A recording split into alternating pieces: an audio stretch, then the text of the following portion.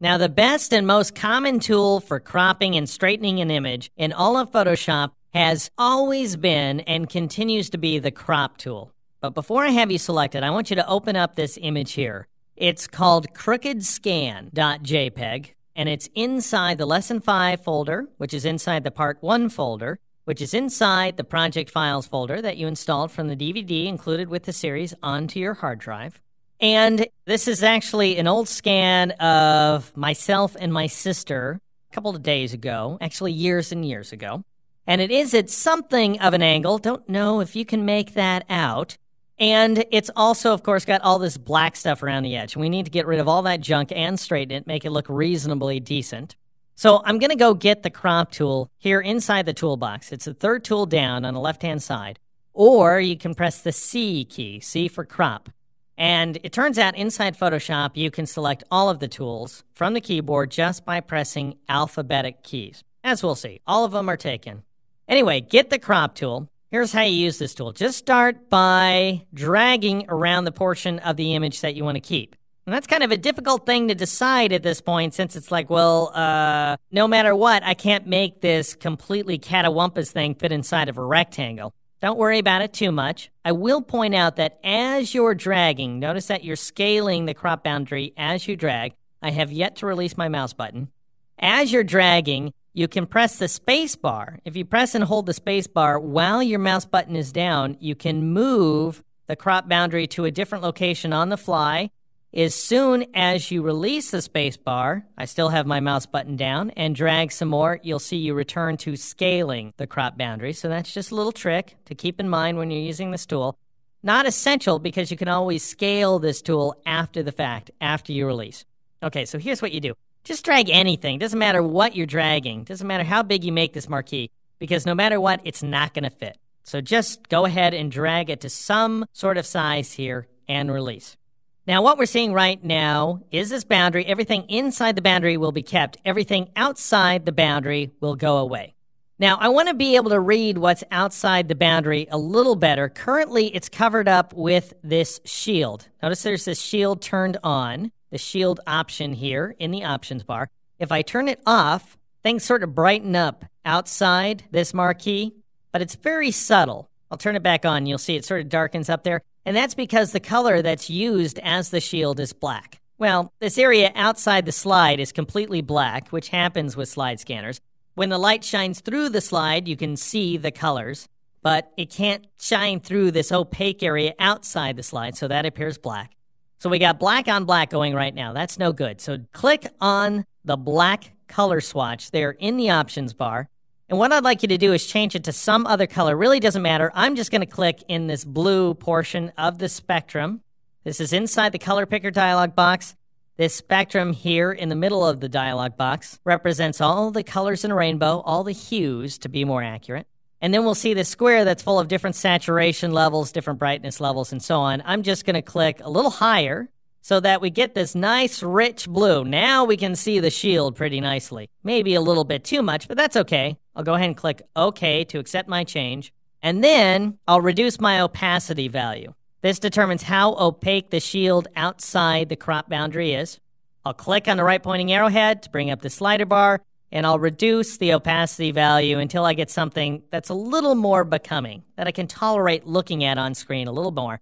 And I've got this value now set to 22%. Whatever. Set it to taste, my friends. It really doesn't matter. This is completely a visual thing for you. Photoshop just trying to keep you happy. All right, now that we've gotten this worked out, okay, now we know what's inside the boundary and what's outside the boundary. We have no doubt about that. First thing we really need to do is rotate this crop boundary so it even sort of matches the angle of the image. Well, here's how we do it. Notice if you move your cursor outside the crop boundary, it changes to this little sort of bidirectional arrow thing. Now drag outside the crop boundary and see how the angle of the crop boundary changes. Now I'm going to move the crop boundary by dragging inside of it to see if I've gotten the right angle set up. Looks pretty darn good. I might drag outside a little more just to subtly adjust it. Once I've got the angle set up the way I want it, now I can scale the crop boundary by dragging a corner handle. Then I can drag one of the side handles or the top or bottom handle in order to get this pretty well lined up with the outside edges of the image. And this is about the area that I want to crop, like we're seeing right now. So get your crop boundary more or less like you see it on screen here, like the way I have it. Now, I should mention that the perspective checkbox has to be turned off in order to scale the crop boundary by dragging the side handle. So if you're having problems scaling the crop boundary, it's because perspective is turned on. Just go ahead and turn it off. We'll come back to what the perspective checkbox does in just a moment. All right, once your crop boundary looks more or less like this, I want you to go up to the right side of the options bar and click on the check mark.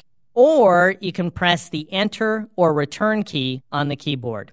Any of those options, clicking the checkbox or pressing Enter or Return, actually goes ahead and implements that crop. So it not only crops the area of the image, gets rid of the stuff outside the marquee, but it also goes ahead and rotates the image as well. Now, as I say, that's the most common way to crop an image, but it's by no means the only way to crop an image inside Photoshop. There are many, many ways, of which we're going to look at several.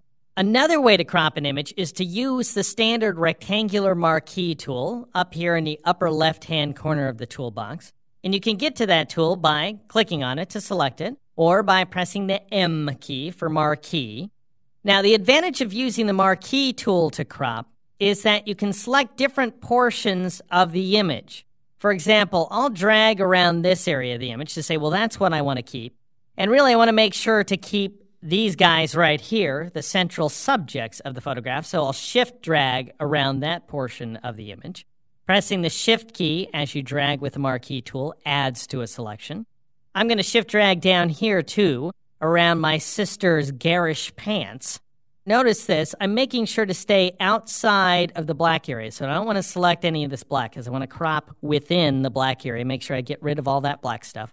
And I might shift drag around a few other areas as well, but that's pretty much it. I've got the portions of the image that I want to make sure and select. So notice I'm just dragging around those areas, shift dragging around some others just to draw multiple selections.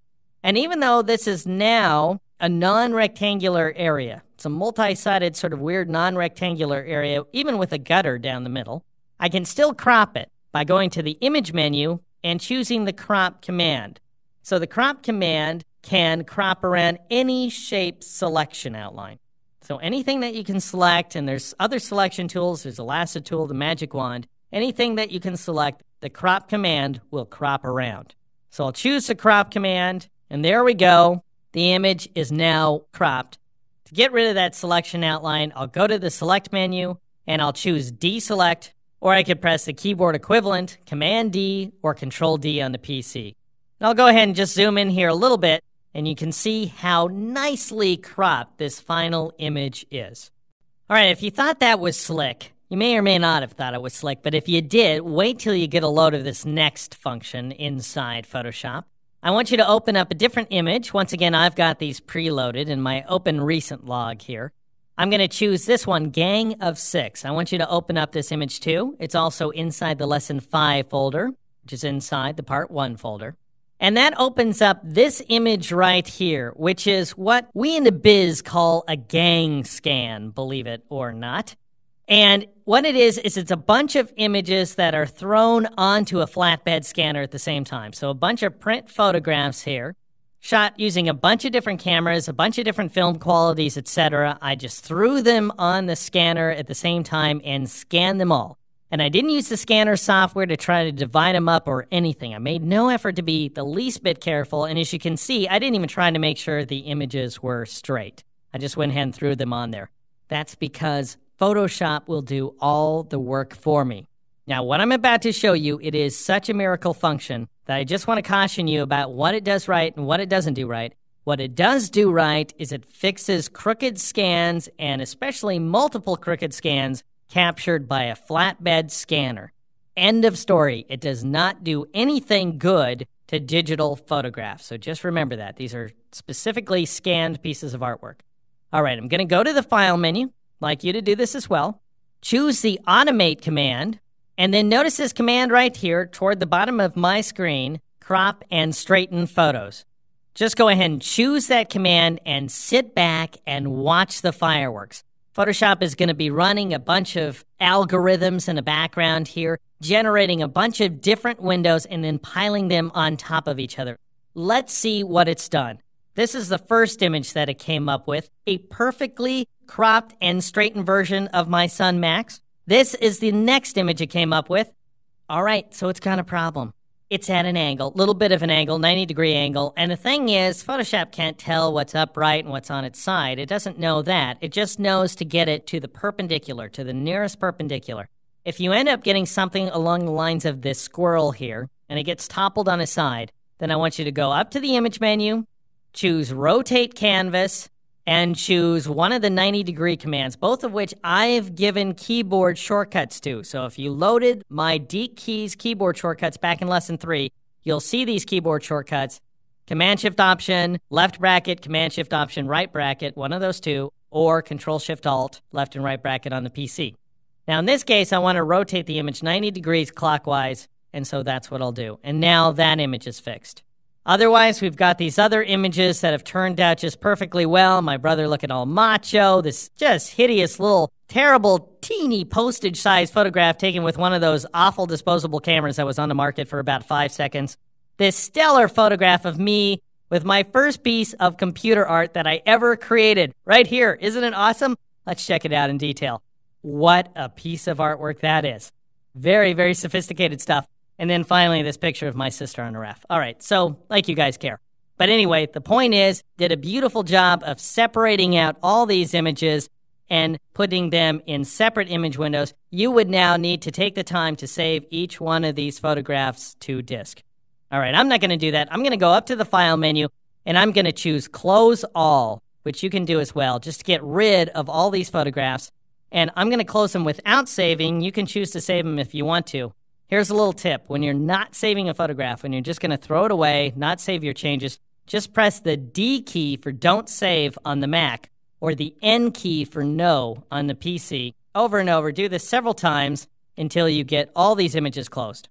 All right, so the Crop and Straighten Photos command is obviously a minor miracle where scanned photos are concerned. What do you do about crooked digital photographs? How do you make sure they're exactly upright? Obviously, you can use the crop tool, as I showed you earlier, but there's other ways to work as well. I want you to go and open an image called the visitors.jpg, which I've got loaded in Open Recent, of course. It's inside the Lesson 5 folder, inside the Part 1 folder. The visitors is a very spooky image indeed. For two reasons, actually. One is because it gives you an alert message that might scare you. And it's telling you that the embedded color profile doesn't match your working profile. Assuming that you followed my directions back in Lesson 3, and I hope you did, then you are working inside the Adobe RGB space, the best color space there is. However, this image has the sRGB space embedded inside of it, which is typical of unedited digital photographs, as this one is. Well, it turns out you've already set up all your color settings to be exactly right, the way they need to be. So all you need to do is say, quit bugging me about this stuff. Just do what I told you to do, which is to go ahead and respect this sRGB space. Don't show again. That's the key. Turn on that Don't Show Again checkbox and click OK. So at least we're not scared by that anymore. Now here's the other scary part. Like I said, this is an unedited photograph, folks. This is a picture I shot of my son. And what? I don't know. I don't know what these things are. What's crazy about this, I'll zoom in here, is my son seems to know. He welcomes them like old friends. Anyway, well, what really happened is I shot this through a window, and I guess this is a flash or something, but it's more fun to think of what I just told you. Max and his old friends. And the other spooky thing about this image, I don't know if I mentioned that there's actually 3 spooky things about it, is that it's kind of crooked. And so I do need to straighten it. Whatever's happening inside this image, it does need to be straightened. Now, what's the best way of going about that? Well, the way I would prefer in the case of this specific image is to use the measure tool. Use a wonderful function inside of Photoshop that's great for straightening images that's called the measure tool. Go over here to the eyedropper tool inside the toolbox. Click and hold on that tool in order to display a flyout menu of alternate tools and choose that third alternate, the measure tool. Now, the measure tool allows you to measure the distance and direction between 2 points. That's all it does. You just draw a straight line and it measures the distance and direction between those 2 points. But as it turns out, it's got this extra special thing associated with it that makes it an actually sort of day-to-day useful tool, as opposed to just sort of a weird technical tool. All right, so what I want you to do is drag with this tool along something that should be either horizontal or vertical. So drag along a perpendicular, something that should be perpendicular. And I've dragged down the center of this first visitor here. Now, I can check out what the angle of this line is by bringing up the info palette. I'll go ahead and drag it on screen here so that we can see it. And you can bring up the info palette, incidentally, by choosing info from the window menu or by pressing the F8 key. And notice that the angle value is telling me that's 94.2 degrees, only it's negative 94.2 degrees. And if this isn't exactly what I want, incidentally, I can drag the endpoints in this line to change the angle of the line. And it really doesn't matter what the distance of the line is, how long it is, just what the angle is. All right, so once I get it exactly in position, I'll look at, now it's 94.1 degrees, fine. What do I do with that, though? Do I rotate it negative 94.1 degrees? What? Do I do something different with it? I mean, I'm stopped. I'm stymied, So what do I do? Well, turns out I just let Photoshop take care of the problem.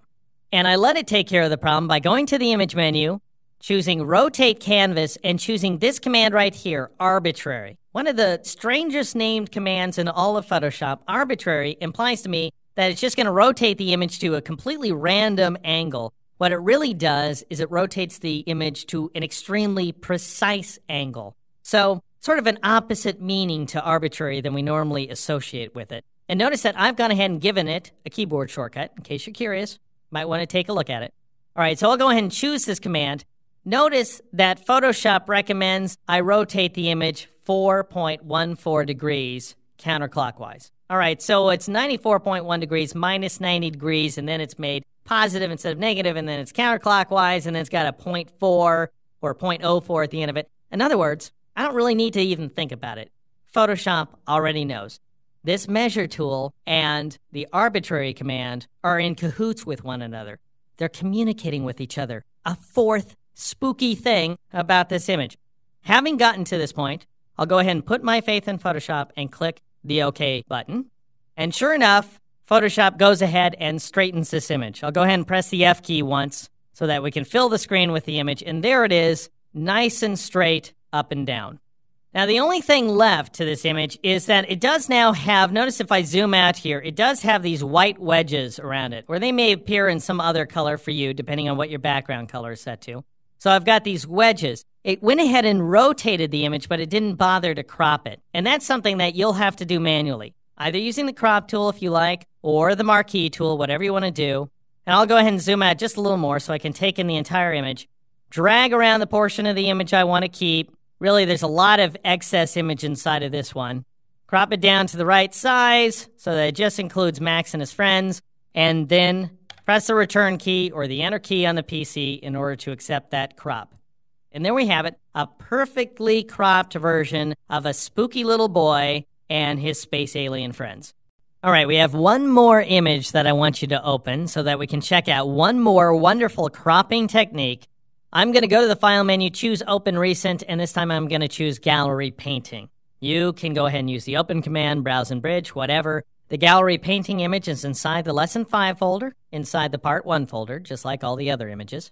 Go ahead and open that guy up, and I'll press the F key once again to hide the background stuff. Now, what's going on with this is a painting in a gallery that was shot with a Canon Rebel, and I'm going to go ahead and zoom in just a little bit so we can take it in a little more. Now, let's say you not only want to crop this image to a smaller size, but what you really want to do is you just want to peel the painting out of the frame. You just want to crop out the painting, and that's it. That means you want to do a perspective crop.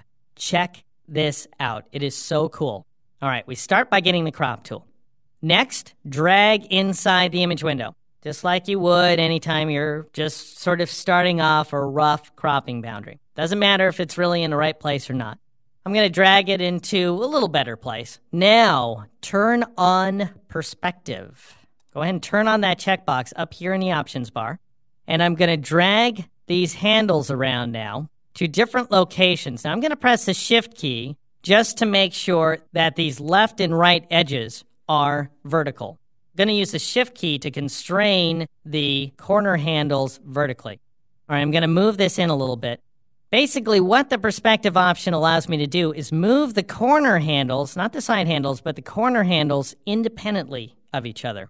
I'm going to drag up just a little bit so we can see the bottom of the frame. I'm going to shift drag this corner handle down, shift drag this corner handle down. So in other words, my right edge is perfectly vertical, my left edge is perfectly vertical, and the bottom and top edges are at slight angles, thanks to the perspective function up here in the checkbox. Now, drum roll please. I'm going to go ahead and accept this crop boundary by pressing the return key here on the Mac or the enter key on the PC. And look what it does. It lifts that image completely out of its frame, gets rid of any semblance of frame, and goes ahead and flattens this image. Now, if it turns out it looks too stretched, like it does in my case, and this may happen, it could look a little more squat than this, it could look a little more stretched than this, you never know. But if you end up getting something that looks stretched along these lines, go to the Image menu, choose that familiar image size command that we learned about in the previous lesson. However, instead of leaving the Constrain Proportions checkbox turned on, turn it off.